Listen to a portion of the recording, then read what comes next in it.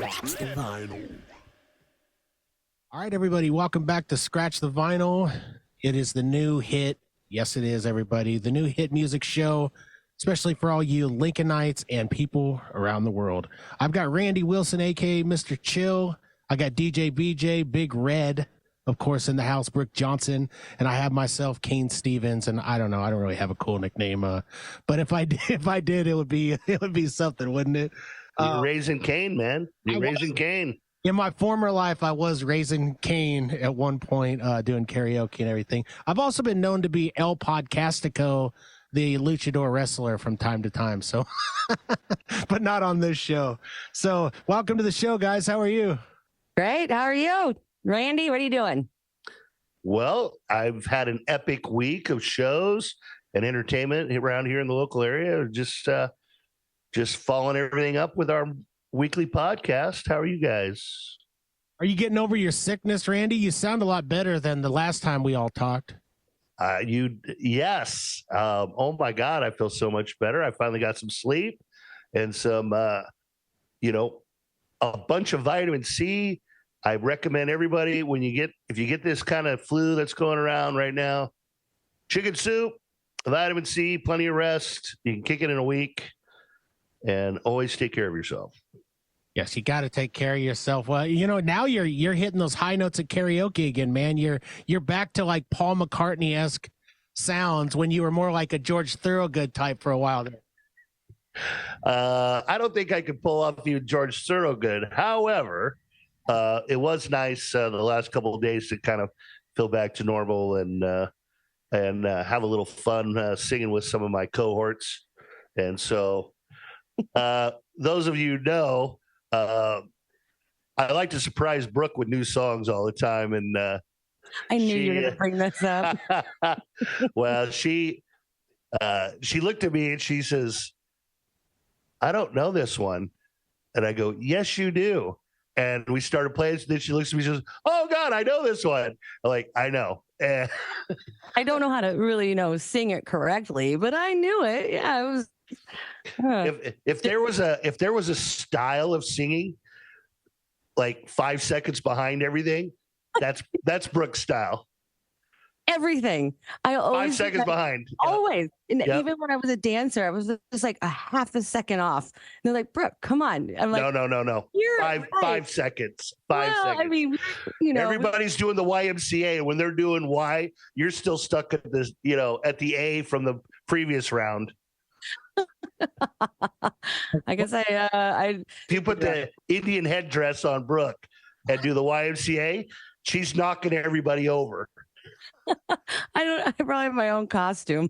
I'm just dressed up like What Cher. are we talking about here? Are we talking exotic dancing? Are we talking the ballroom blitz? What are we doing? Well, I don't know if Brooke's ever done any pole dancing, but that might be the safest form of 5 second delay dancing that I've ever seen. You're 5 seconds off. Most of the audience is more than happy to continue. Yeah. I think I make more money that way. Mm-hmm. Oh, boy, this show's kicking off with a bang. It is. Why don't you be our captain, Raising Cain? I'll try to captain the ship here. I was going to ask you guys, but honestly, I think I have a pretty good gauge on things. One, we should start a new segment called, Brooke's Weekly Song. I want to know, I want you to challenge Brooke every week, put her to the test and see if she can handle it. And then tell us how she did, what the song was. I think that'd be a pretty good idea. Yeah, this could be a new segment for the show. That is for sure. Yeah. Can I dance and wear a costume? Well, I want you to know, I did come up with a famous music quote this week. Okay. That I think describes Brooke perfectly, which is music is like a dream, one that I cannot hear. And do you know who that's by? Ludwig van Beethoven. Yeah. Oh, I was going to guess that. Yeah. So I think Brooke lives in a dream of music, but she can't hear it. 1,000%. I so badly want to be able to be, know how to play the guitar or sing. And every time I do it, I'm like, yeah, it's perfect. And then I'm like, oh, it really sucks. I'm giving her a hard time but she is very talented and she can play instruments. She's actually learned to play quite a few instruments by ear. I just think it's 5 seconds behind in her head. It is, and I've been told that so many times. They're like, Brooke, like the tambourine. It messes me up. I was telling that to Kane when he came over the other night. I was like, yeah, it's just something about those clicks, and it just throws me off. And then the whole thing is just. I would not be a good leader. Metronome. That's going to be, and we're going to have you listen to it all the time. You're going to go completely insane. Ding, ding, ding, ding, ding. The whole time. Yeah, even the metronome doesn't even help or whatever. You know. So that's your quote for the week, Randy. And that's a killer one. I mean, who better than Ludwig von Beethoven? Your kid seemed awesome when I met him at your house the other day. It was pretty cool. Seeing Brooks behind the scenes, like all I get to see is like this, a window, like a window shot of her here, on Zoom, and if she comes to the studio or whatever. But it was cool to see, and I wanted to get you playing an instrument though for me, not to make you like a monkey dancing and playing an instrument, but it would have been cool. We should have had a little impromptu jam session. Yeah, and then you would have been like, yeah, Randy's right on target. I would have made you go insane. Do you have any quotes this week, Brooke, or any lyrics that stuck out to you? Well, I did have one from John Lennon, and it's "Life is what happens when you're making other plans." I've loved that quote for so long because I sometimes don't stop and smell the roses and realize that this is where I'm at, and it's not about technically the destination. It's about living right now. Yeah. I'm not worrying about stuff so much, like the beat. Just kidding. Well, when you look at when John Lennon wrote that song, you understand it was at a time when he was separating from the Beatles, kind of starting his family with Yoko, had a child, and was, doing a lot of introspection, and again, realized there was so much going on, and he was missing out on, what was important. And he was trying to refocus his life and not just be a superstar to everyone else, but actually be a father and a husband. And where he failed maybe previously, in his previous marriage and with his other son, Julian. So that's what's cool about getting a little bit older. You learn from things like that. Well, you should, and changing your life. And I know things that have happened through my life that I've changed a lot. But my intentions were always good, but you learn from those mistakes that are accidental. But that whole saying of, pay attention right now, and maybe you won't make that mistake. But yeah, I love John. Yeah, definitely. Those lyrics have struck me many times over the years. I find that hits home. Yeah, it absolutely does. You guys both brought some great quotes to the table this week. My quote is going to be a little different. My quote is from a band that they're high, people know them. I mean, people know who they are, but they're still discovering this band. And I think that this band happens to be, we're going to talk about that a little more as the show goes on. I think this band might be like the next super band, like high up there with Pink Floyd, The Doors, all of these massive bands, Led Zeppelin. I think that they're going to be regarded in the next 20 years as one of the greatest bands out there with them. But this one is from Greta Van Fleet. Okay, Greta Van Fleet's a band. We'll talk about them a little more, but the quote here is from a song that I was listening to called Weight of Dreams, and it's off of the Battle of Garden's Gate album. And so it says, all across the West we traveled, wayward for, find the way to dreams and gold.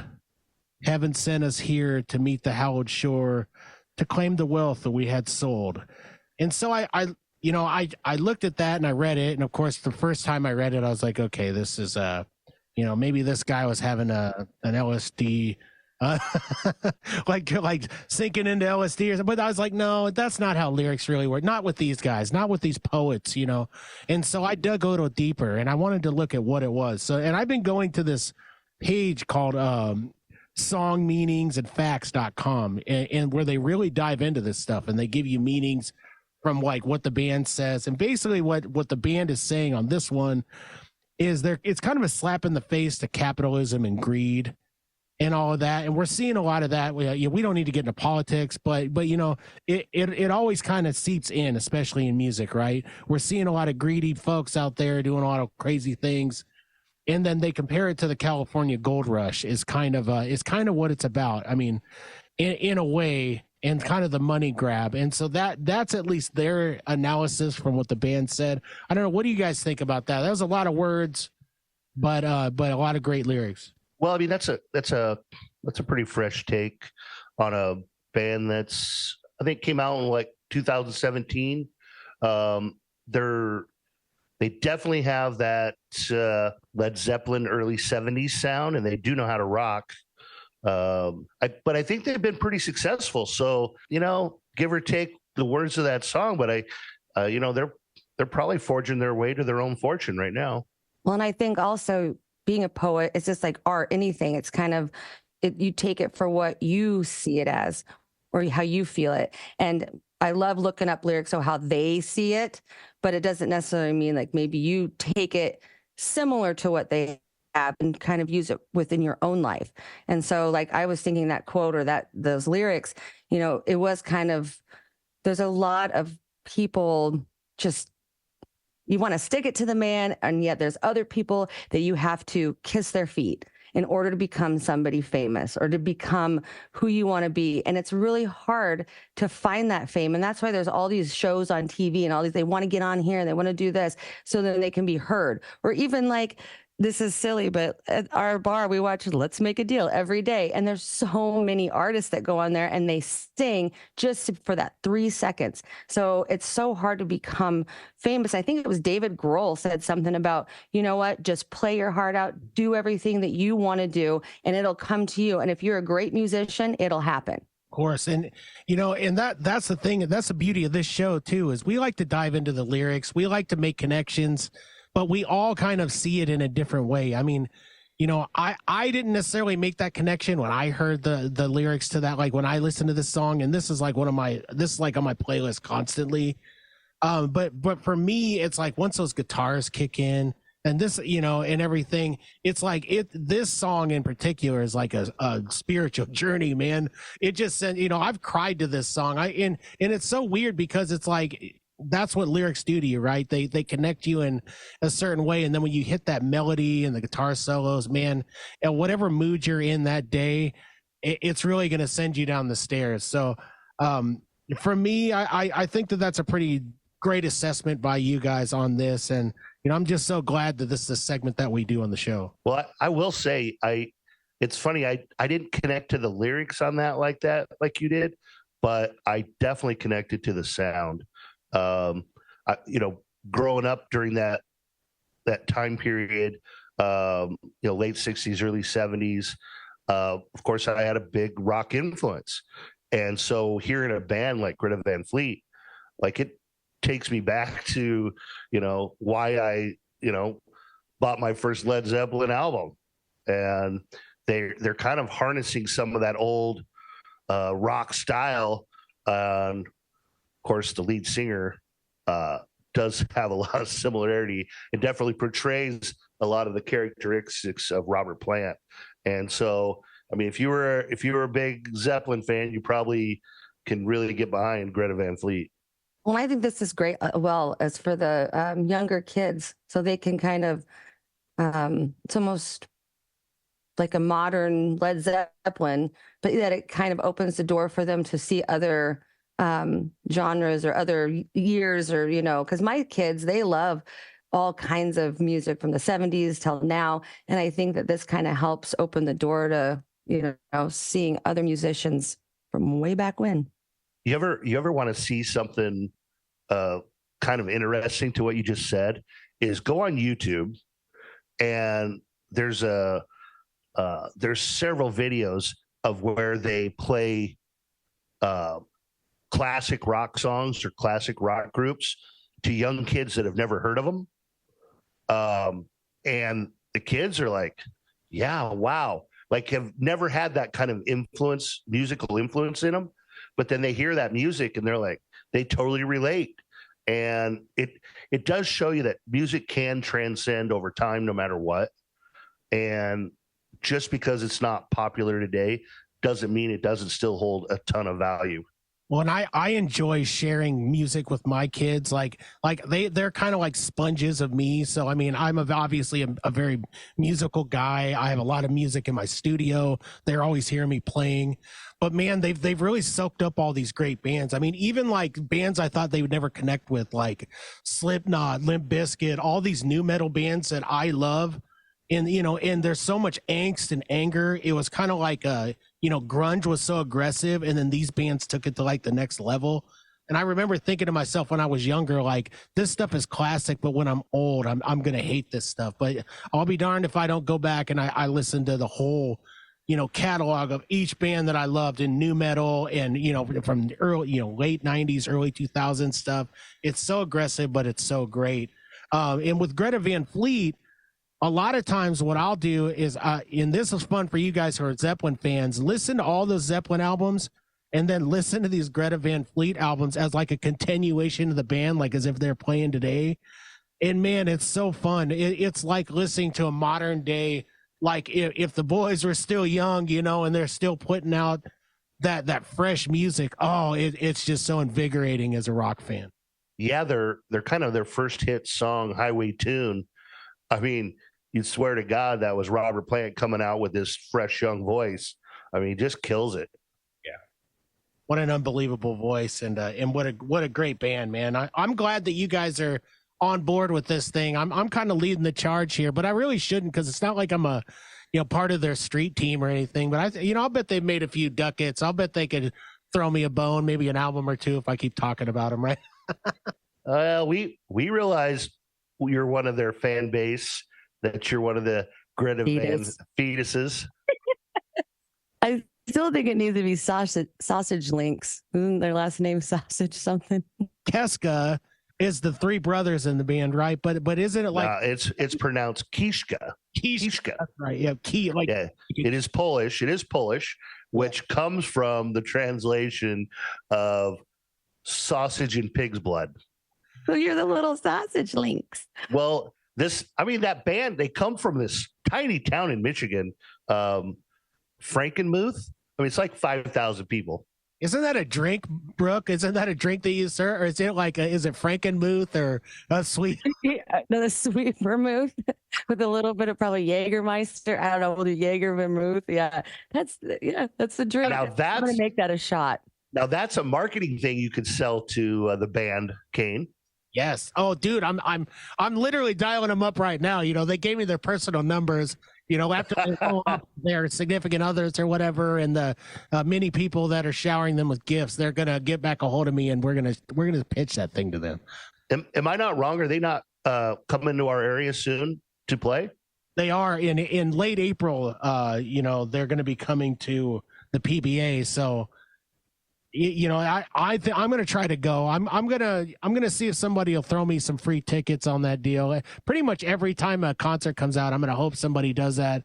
Otherwise, I'm going to have to hit the pot of gold and kill the leprechaun under the rainbow and steal a couple his coins, and then I'll be there. I could just teach you how to dance, I guess. Slow. Yeah, if Brooke continues her exotic dancing career, she just throws me, you know, like $60 or $80. That'd be cool. Listen, Brooke could still be one of the original Band-Aids. I mean, she'll get you in the backstage with Greta Van Fleet. I promise. I'll find a way.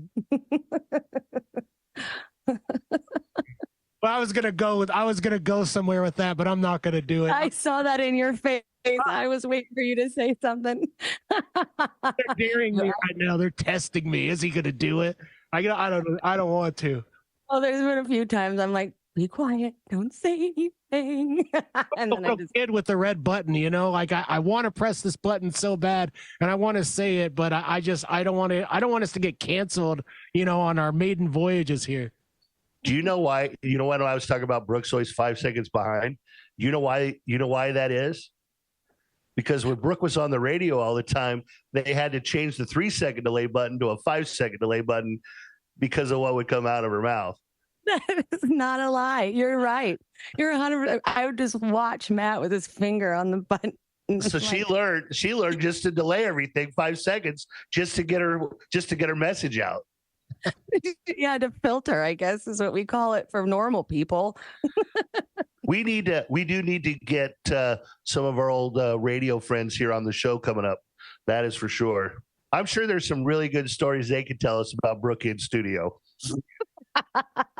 Yeah, we sure can. I mean, I know our listeners are new, but I think they're starting to figure out. They want to know a little bit more about DJ BJ here, the Big Red. Well, I need a delay button. We all know that. That's the joy of podcasting is, you know, yeah. If we want to say some of those words, we could, you know, if we want to reach a broader audience, you know, we can, but that, you know, I can always beep things out. So, you know, good thing is it's not completely live. Someday we will go live though. And then we'll need a 30-second button for Brooke. I think what we need is a rubber chicken. And if Brooke does it, you just honk the rubber chicken. We gave one to Dan for Christmas. We'll just borrow his. And I think it sings a song, doesn't it? I'm definitely getting a rubber chicken for the studio. Like that's a must for every sound studio is a rubber chicken. Well, this is kind of a weird story, but we went to a Stars game and I was probably, I don't know, let's say 21 because I was drinking. And my friend and we won the chicken dance. So I got a rubber chicken. And I don't know where I'll find it. I'll bring it. And dancing. Look at that. For our listeners who want a understanding of that reference is we have a local hockey team called the Lincoln Stars. And if you go to the Stars games, there's only 2 things to do. Drink and yell at the hockey. And dance, apparently. And obviously win the chicken dance. The Lincoln Rubber Chickens. That's what I was hoping you'd say. Remembered. Oh, yeah, they're the Stars. They don't show up in my house and beat the crap out of me for saying that. Let's scratch the vinyl on that and let's move forward, shall we? We were talking about Greta Van Fleet, and we don't have to go into the deep dive of that too much, but they're an American band, right? They're from Michigan. And they sound like Led Zeppelin. Well, it sparked thought in my head. It made me start thinking about all these great bands. And so I wanted to ask you guys the age-old question, the question that really matters in music. Who's better, right? I mean, what bands are better? Is it the British bands or is it the American bands? What do you guys think? And there's a lot of them. I could list thousands of them on both sides. Well, I will say this. One of mine and Brooke's favorite bands is the Rolling Stones, and we just like to perform the Stones all the time. I'm not saying British is better, but it's pretty hard to argue, you know, when you got the Beatles, the Stones, we've talked about this before, but one of my favorite superstars right now that is killing the music scene with lyrics, dance songs, just blowing things up is Dua Lipa. Yeah, she's from London, and let me tell you what, she's got her hand in everything, and is just love it. Well, it's kind of like they took the American sound, right, and they expanded, and they just got really great at it. And the British sound is so good, especially in the 70s. They were so in 60s, they were so inspired by blues and all of that. But they took it to another level. I remember watching the Jimi Hendrix movie with, what was it, Andre 3000 or whatever. It's by my side or whatever it is. Anyways, there was that scene where he was playing in the UK and he ended up playing in front of the Beatles, and he shows up with the record for Sgt. Pepper's Lonely Hearts Club, you know, and they come out and they play one of the Beatles songs in front of the Beatles and just floor them. And it really like my neurons were pumping at like such a high level at that, like I couldn't have felt so, any better at that point. But I was just thinking to myself, like, there's an argument for America there, right? I mean, I'm sure that the Beatles had their mouths open when they saw this solo that this guy was ripping to their song. I've even read that Eric Clapton was completely disgusted and pissed, embarrassed even, because Jimi Hendrix, when he showed up at one of their shows and played, was a better guitar player than him, and he was like the king of the scene back then. So man, you could make an argument for America on that one, chalk one up for America, but really it's hard because there's so many great bands on both sides of the pond. No, I think you've touched on something that maybe I kind of knew, but I think you really brought it out, is that a lot of the successful bands out of the UK really did dive into a lot of the American rhythm and blues. And I would say a lot of the great rock bands in America probably weren't as influenced by that as it may appear. And I think it's just the accessibility of music, and a lot of those British bands, were starving for great music, and they were, like you said, they were basically ripping it from America and really diving into it, and then turning it into something even more. And I don't know if those influences are as apparent in a lot of our generational rock bands. I think though music in general is universal. I think that you can listen to something not even in your own language and still feel it and get it and have wonderful musicians. So to me, saying one's better than the other, I don't know if I can say that. I just think that music in general is universal. It's just, I could listen to Monks and I can listen to rock, and it all, no matter where they're from. I just think that, I couldn't tell you if one was better than the other. But I think you see the cycle is that a lot of our music in the U.S. is found in a lot of that old rhythm and blues out of the South. But then the British took it and made it into what it is, and then a lot of our bands then go, well, we were influenced by the Beatles.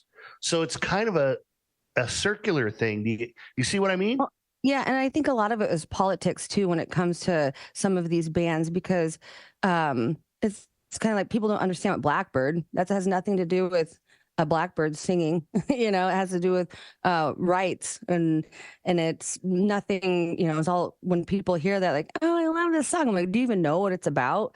So I think a lot of it was political too in the 60s and 70s, and even, I mean, today it still is, but I think it was based a lot on that as well, about freedom and rights. And it was and this is when like a lot of people did drugs, this is the hippie era, so we have very nostalgic and crazy people that their guitar riffs or the drummers, and it's all different. And like today it's kind of like you get the pop culture, and it's just, and that's what I loved about the Greta Van Fleet, is that it's like it's back, it feels like you're going back in time, but it's today, and they just meshed it so well.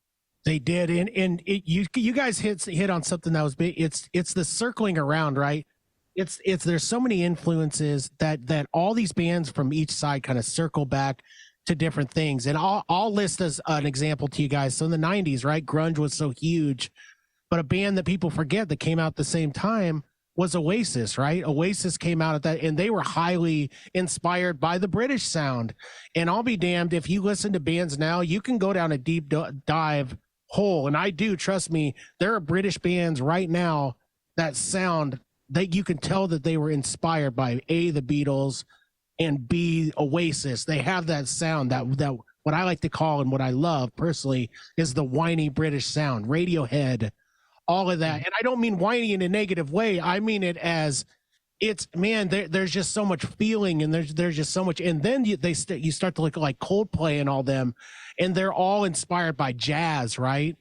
And they're inspired by all of these different sounds, and it's just, man, it's a medley of beauty and poetry, and it's just so beautiful. So I mean, for me, if we could expand on this a lot, we could probably put bands against each other. I could say Nirvana versus Oasis, or I could say, I could pick one from each time. I could pick Hendrix and Clapton. I could do all that stuff, but I don't think it's necessary, right? Because if it's a competition between the two of them, then I'll be damned if we haven't lived a hell of a life listening to these guys and the things that they've done to change us for the better. So I don't really care who's better.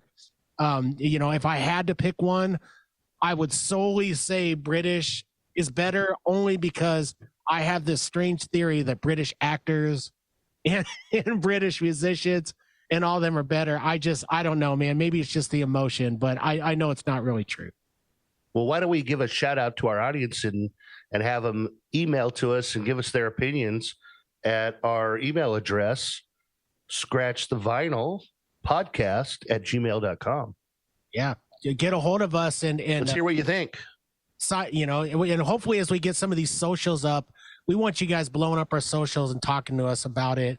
But yeah, get a hold of us. Tell us what you guys think. And really, I'm glad you mentioned the email, Randy, because I hope eventually people start getting a hold of us so that they can be guests on the show, right? Musicians, people who want to talk music and what it means to them in their life. This is a musical show like we've never had, especially here in the Lincoln, Nebraska area. There's some great podcasts out there, I'm sure, but we're trying to do something different here. So, get on board with that, everybody.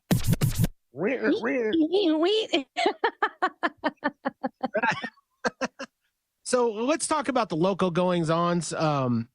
Just give everybody in the Lincoln area, Omaha area, kind of a general broad, but more importantly, the Lincoln area, because that's where we are.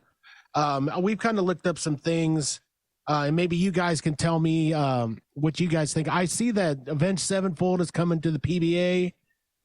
I see Vampire Weekend is coming to Pinewood. Rob Zombie's coming. There's also a Nebraska Music Showcase at the Bourbon coming up. That's going to be really great for man. They're really highlighting local talent, and I love it, man. We have a great music scene here in Lincoln, don't we? We do, and the Bourbon is one of the best places to check a lot of that out. There's always things going on at the Zoo Bar. Definitely want to check out those shows coming up. Of course. Then we have Lil Wayne coming to the PBA for all you Lil Wayne fans, Cash Money, what. And then we have Greta Van Fleet, of course, coming to the PBA. And I know that you guys are going to like this show so much that you're going to shower us with tickets and gifts. We got some 80s influence coming in with the REO Speedwagon and Night Ranger. You do. And who else? You had mentioned but Billy Idol, right? Billy Idol's coming. Billy Idol's coming. For our Broadway fans, check out the 100 Years of Broadway at the Lead Center. Absolutely, man. I mean, what a great time to be alive in this city, guys. I mean, this city, for all the people who didn't want the Pinnacle Bank Arena, look at what a success it's been. I mean, I've seen some massive shows there. I've seen comedy shows. I've seen Metallica there. I mean, I've been there so many times. I mean, thank goodness they got us a real arena here. I saw Jay-Z there when it was pretty brand new, and they blew out the power. Oh no. And he, when they get everything back on, Jay comes out and says, "We were so loud, we blew this place out," and it was funny. But yeah, what a beautiful place to see a show. It is. It's really cool. There's a few of them, but just the sound and all of the lights and the show that they can put on. There's so much room, and I was in nosebleed section at one point, and it still sounded amazing. And it was just an amazing show and everything I've been to there. I also got my COVID shot there. And that sounds scary to me. That sounds like Katrina or Hurricane Superdome type stuff. Like there was no way I was going there to get a COVID shot. No chance. He went to the local CVS. Yeah. Had a guy come to my basement. I don't think he shot me. That was not a vaccine, Kane. Oh no, that wasn't a needle. Oh, that's terrible. I did have a guy do a tattoo in my basement years ago, my Hawkeye tattoo. I know. Please wipe your eyes, Husker fans. Don't hate me because I still love you guys. But I'm an Iowa boy, so I have a big old, what they say is an ugly Hawkeye tattoo on my leg. And I had this guy do it in my basement for like $20, and it's a big tattoo, but it took him like 4 hours to shave. So my leg, it took me like a year and a half to heal. Well, that's why like you shouldn't.